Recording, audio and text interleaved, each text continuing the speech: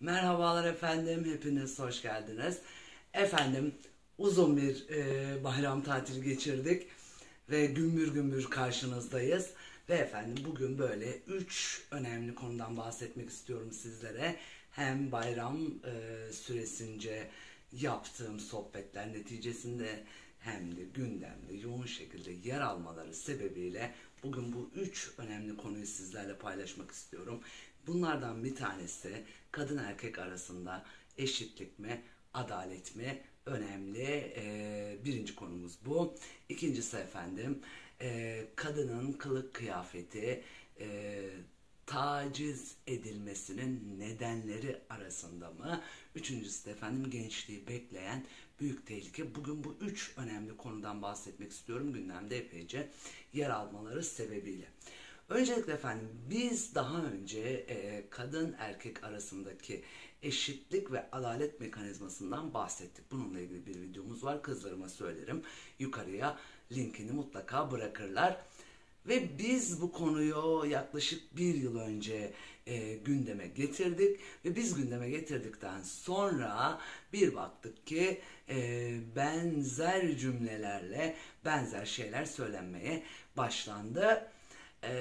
Taklit edilmeye de başladık aslında. Taklitler asıllarını yaşatır. Bu da bizim için önemli bir gelişmedir, güzel bir gelişmedir aslında. Yalnız bir şeyin özüne ve onun ilmine sahip olmadığınız zaman, başka yerden alıntı yaptığınız zaman çok sırıtır ve çok fark edilir hale gelir.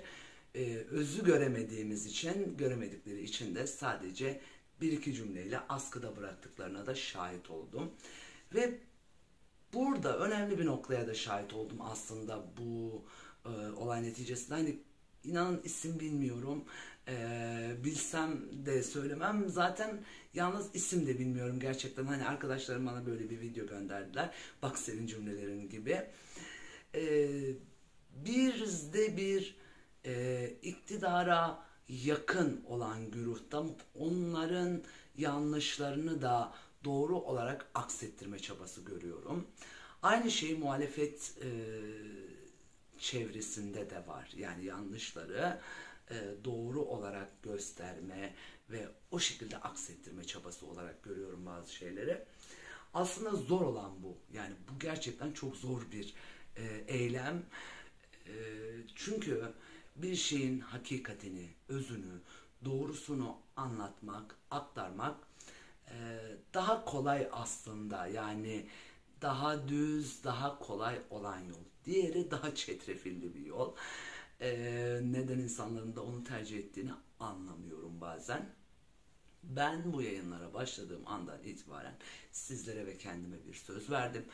Doğruları, hakikatleri, belgeleriyle, bilgileriyle bu ilme vakıf olduğumu düşünerek, söyleyerek anlatacağıma dair söz verdim. Sizlere de kendime de, dolayısıyla hala aynı noktadayım. Gelelim efendim alıntı yapılan kısım ve bu eşitlik ve adalet meselesine. Efendim dünyada bu adalet ve eşitlik kavramları her zaman tartışma konusu olmuştur. Bunun genelini bir kenara koyalım, daha sonra konuşmak üzere ve kadın erkek arasındaki eşitlik ve adalet mekanizmasını gündeme getirelim ve orayı irdeleyelim ve inceleyelim istiyorum. Ben bu konuyu daha önce anlattığımda kadının ve erkeğin yaratılış, fıtrat, doğası gereği, varoluşu gereği, buna artık ne derseniz deyin, her iki cinsiyet arasında ciddi farklılıklar var. Ben bunu daha çok biyolojik ve hukuki olarak değerlendirmenin daha doğru olacağını düşünüyorum. Biyolojik olarak biz insanoğlu birbirimizden farklıyız. Bu sadece kadın erkek meselesinde değil, kadınla kadını karşı karşıya getirdiğimizde, ki karşı karşıya getirme olarak değerlendiriyorum. Yani topluma baktığımızda kadın dahi kadınla eşit değildir. Yani bir şey bir şeye eşit olduğunda adil olur anlamına da gelmez. Ve şu cümleyi duydum. İşte kadın erkekle eşit değil, kadını kadınla eşitleyebiliriz. Hayır, böyle bir şey de söz konusu değil. Bu da mümkün değil. Çünkü bizim yaratılışımızda biz farklıyız. Bizi davranış biçimlerimiz olarak, yaşantı bazlı, sosyal çevre olarak, yaşantımız, aldığımız eğitim, gördüklerimiz, yaşadıklarımız birbirimizden farklı. Yani bu sadece kadın erkek olgusunda söz konusu değil. Kadınla kadın sohbet ettiğinde de bu böyledir. Bizde mutlak bir eşitlik yok. Doğaya baktığımızda da mutlak bir eşitlik yok. Eşitlik, hukuki haklarımız mevzu bahis olduğunda gündeme gelmesi gereken bir kavramdır. Orada da hukuki haklarımız mevzu bahis olduğunda da eşitler arasında olmayan durumlarda da adalet mekanizması ön plandadır. Yani hukukta adalet mekanizması ön plandadır. Biz hukuki olarak haklar bazında, hak ve edinimler ve kazanımlar bazında adaleti esas alırsak, adaleti temel alırsak, insanlar arasındaki eşitlik mekanizmasını da otomatikman sağlamış oluruz.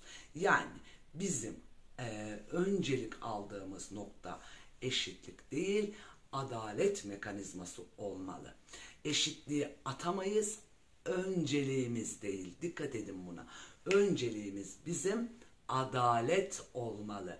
Kadın erkek ilişkilerinde de önceliğimiz adaleti tahsis etmek olmalı. Biz adaleti bu iki cinsiyet arasında tahsis edersek eşitlik mekanizmasını da otomatikman sağlamış oluruz. Biz kimseyi kimseyle kıyaslayamayız. Kadını erkekle kıyaslayamayız. Kadını kadınla kıyaslayamayız. Erkeği erkekle kıyaslayamayız. Kimseyi kimseyle kıyaslayamayız.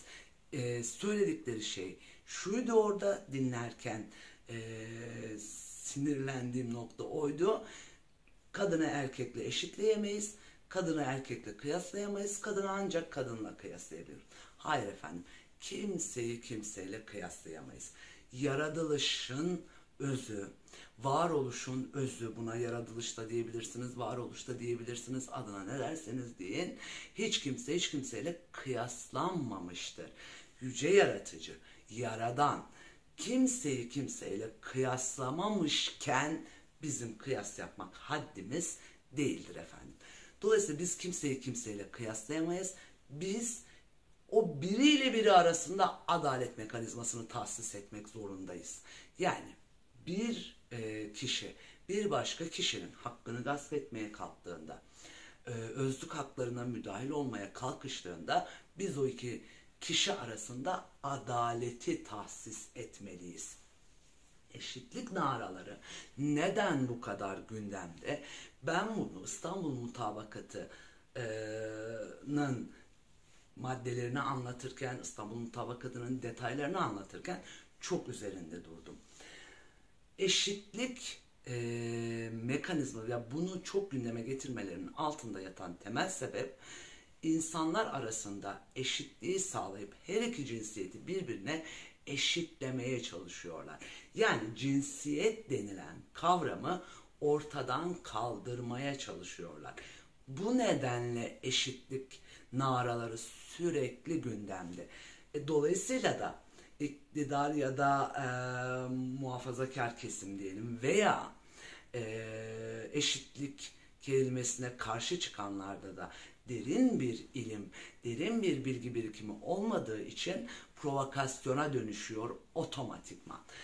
Şimdi eşitlik denilen kavram mutlak bir eşitlik doğada hiçbir şekilde bulunmuyor. Dolayısıyla biz insanlar arasında mutlak bir eşitlikten değil, mutlak bir adalet mekanizmasından bahsedebiliriz. Eşitlik mekanizmasının bu kadar gündemde olması, İstanbul Mutabakatı'nın hemen hemen her maddesinde cinsiyet eşitliği kelimesinin geçmesinin alt metninde kadını erkekle eşitlemek geliyor. Bu bir süre sonra erkeği erkekle eşitlemeye, kadını da kadınla eşitlemeye, hatta bir adım sonrasında erkeği erkekle eşleştirmeye, kadını da kadınla eşleştirmeye kadar götürülebilecek bir konu. Bunun alt metni, alt zemini hazırlanıyor ve bugün bakıldığında bu toplumsal cinsiyet eşitliğinin empoze edilmesi algı operasyonlarıyla altında yatan temel nedenlerden bir tanesi budur. Bunu her fırsatta söylüyorum. Eşitlik kelimesini doğru yerde, doğru şekilde kullandığımızda değerli olur. Yalnız bu şekilde kullandığımızda konu başka bir yere gider ve toplumda görüyoruz ki eşcinsellik ciddi manada artmaya başladı. Bu çocukların herhangi bir rahatsızlığı yok. Gayet iyiler. Psikolojileri gayet düzgün. Bu konu detaylandırılması gereken bir konu ama ikinci önemli noktası şu. Bu çocukların cinsel tercihi bu yöndeymiş gibi gösteriliyor değil. Bu bir algı operasyonu. Algı operasyonuyla bu gençler farklı noktalara sürüklenmeye çalışıyor. Bu da büyük bir tehlikedir. Gençleri bekleyen tehlike kısmında da detaylandıracağım. Ondan dolayıdır ki efendim üzerine basa basa söylüyorum, eşitlik mekanizması adalet mekanizmasının gerisindedir. Ön planda tutmamız gereken adalet mekanizmasıdır. Dolayısıyla biz kadın ve erkek arasında eşitlik değil, adaleti ön planda tutmalıyız. Adaleti tahsis etmeliyiz. Adaleti tahsis ettiğimizde bugün karşılaştığımız hiçbir sorunla artık karşılaşmayacağız. Adalet mekanizmasını ön planda tutar, ön planda değerlendirirsek. Bakın efendim, bir örnek vermek istiyorum ve önemli bir örnek bu. Şimdi kadın şiddet görüyorum diyerek kocasının evden uzaklaştırılmasına vesile oluyor, sebebiyet veriyor. Detaylandıracağız bunu başka videolarımızda. Adam evden uzaklaşıyor. Kadının aslında burada yaptığı şey sevgilisiyle, yani kocasını aldatıyor aynı zamanda. Bu bir örnek sadece. Bütün kadınlar için aynı şey geçerli değil. Kadın evden uzaklaştırıyor kocasını sevgilisiyle rahat bir yaşam sürmek için. Kocası da bunun idrakine vardığında alıyor eline silahı. Boşanma kültürünün hakim olmadığı toplumlarda kadın cinayetine kadar varabiliyor bunun sonuçları. Dolayısıyla efendim devlet denilen mekanizma, yapı veya otorite sapla samanı birbirinden ayırmak zorunda ve adaleti tahsis etmek zorundadır. Yani eşit, kadınla erkek eşit değil. Sonuç, devamı, hani devamını getirin. Bir ilme vakıfsanız devamını getirmek durumundasınız. Devamı yok. İşte alıntı yaptığınızda böyle komik olarak ortada kalabiliyorsunuz. Ve diyorum ki efendim, doğru anlayın ve doğru şekilde taklit edin. Adalet mekanizmasını toplumda tahsis etmek zorundayız. Kadın erkek arasında da adaleti tahsis etmek zorundayız. Gelelim efendim ikinci önemli noktamız olan kadınların kılık kıyafetine. Bununla ilgili de ilahiyatçı olan, hoca olarak kendisini topluma lanse eden, yani ilahiyatçı kimliğini ön plana çıkartan insanların son zamanlarda çok görüyorum. İşte biz et izlemek zorunda değiliz, insanlar kılık kıyafetine dikkat etmek zorunda gibi böyle. Ben bunun yine emperyalist distopyaya hizmet ettiğini düşünüyorum. Bilerek veya bilmeyerek, isteyerek veya istemeyerek. Çünkü kadının kılık kıyafetinin tacizle hiçbir alakası yok. Yani çok alakası yok demeyeceğim, hiçbir alakası yok. Bir erkek, özellikle Türk toplumundaki bakış açısına göre değerlendirelim. Türk toplumunda maalesef ki toplum olarak biz baskı altında büyüyen, ayıp, günah, yasak gibi kavramlarla büyüyen insanlarız. Ve bazı insani ihtiyaçlarımız bu kavramlarla birlikte baskı altına alınıyor. Cinsellik de bunlardan bir tanesi. Dolayısıyla Türk toplumunda bir erkek yetişirken, çocukluk evresinden yetişkinlik evresine geçerken o zaman zarfı içerisinde kadınlarla çok diyalog halinde olamıyor bu kavramlar sebebiyle. Olamadığı için kadını tanıyamıyor. Aynı şekilde kadın da erkeği tanıyamıyor. Birbirlerini tanıyamıyorlar. Bu tanıyamama hali yanlış evliliklere kadar götürüyor bizleri. Bunu da söyledim daha önce. Dolayısıyla bir erkek Türk toplumunda, Türk erkeğinden bahsediyorsak şayet, ancak ve ancak bir kadını evlendiğinde tanıyabiliyor. Yani kadın kimliğini, kadın bedenini, kadının ruhunu evlendiğinde tanıyabiliyor. Bu da çok yeterli olmuyor. Dolayısıyla tanıdığı andan itibaren bütün kadınlara karşı merak duygusu uyanıyor. Dolayısıyla efendim, kadın isterse çarşaf giysin, isterse ferace giysin, istediğini giysin. Yani kılık kıyafetle ilgili bunu söylemiyorum. İsterse çuval giysin. Bir erkek o çuvalın içerisinde ne olduğunu biliyorsa, ne olduğunu merak ediyorsa her şekilde bakar, her şekilde meraklı bakışlara o kadın maruz kalır. Yani kadın açık giyindiği için tacizci bakışlara maruz kalmıyor. Muhafazakar kesimdeki kadın da tacizci bakışlara maruz kalıyor.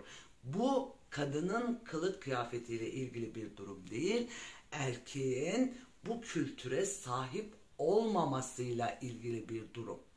Bu da yine toplumda yanlış bilinenlerin bizi getirdiği bir nokta aslında. Dolayısıyla isteyen istediğini giyebilir, isteyen istediği şekilde sokağa çıkabilir. İşte sorun da burada zaten.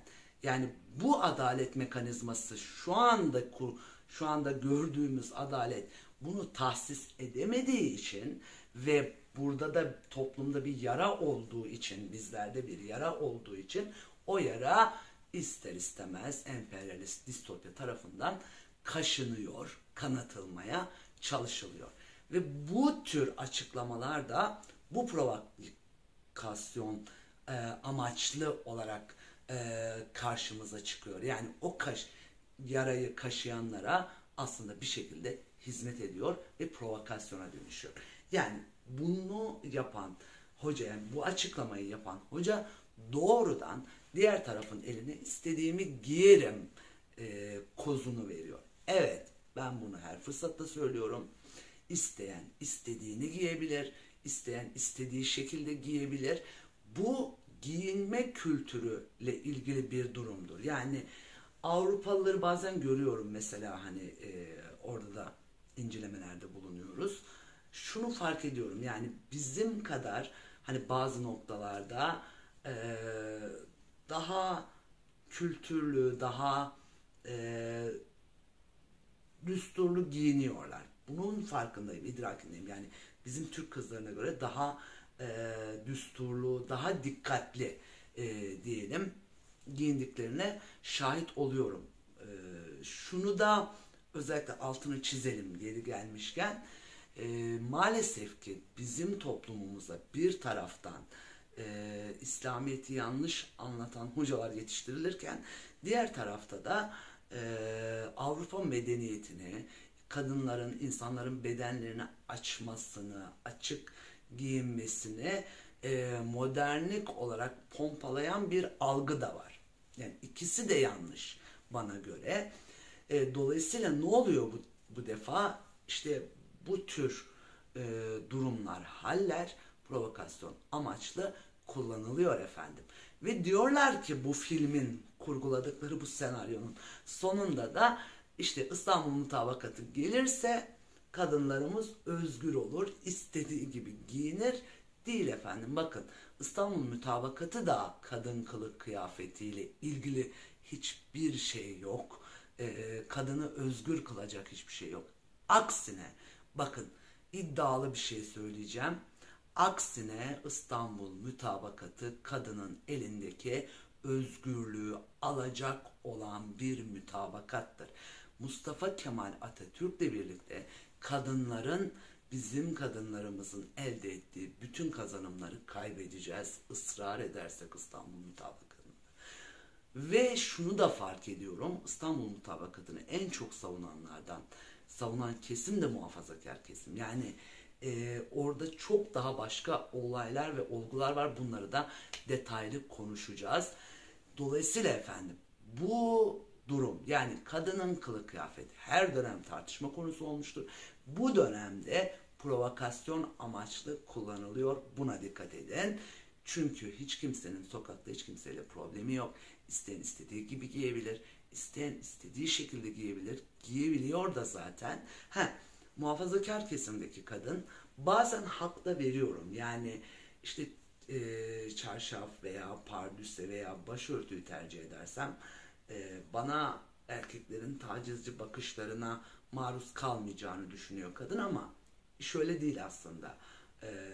Yani özüne baktığımızda erkek aslında kılık kıyafeti değil, kadının kendisini merak ettiği için bakıyor.